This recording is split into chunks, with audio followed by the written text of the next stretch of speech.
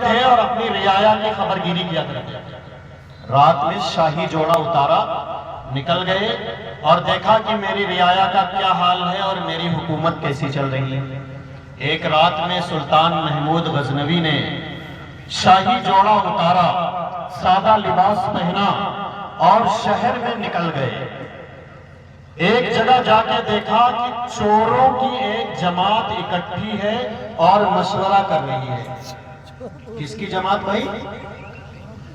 چوروں کی جماعت اکٹھا ہے اور مشورہ کر رہی ہے۔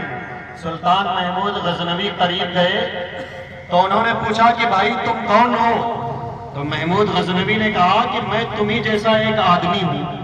انہوں نے سوچا کہ یہ بھی کوئی چور ہوگا جو اتنی رات میں اکیلا ٹہل رہا ہے۔ کہنے لگے کہ آؤ تم بھی ہمارے ساتھ شامل ہو جاؤ اور چوری کرو۔ سلطان محمود غزنوی بادشاہ وقت سادے لباس میں ہیں، چور انہیں نہیں پہچان رہے ہیں۔ وہ بھی قریب گئے اور چوروں کی جماعت میں شامل ہو گئے۔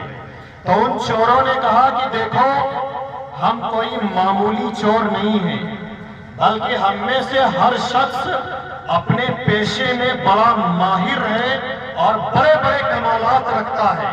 تو تم ہمارے ساتھ شامل ہونا چاہتے ہو تو بتاؤ تمہارے پاس کیا کمال ہے، کیا ہنر ہے جس کی وجہ سے تم ہمارے ساتھ رہو گے؟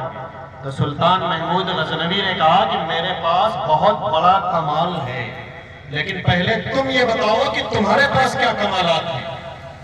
تو چوروں نے اپنے اپنے کمالات بتانے شروع کیے۔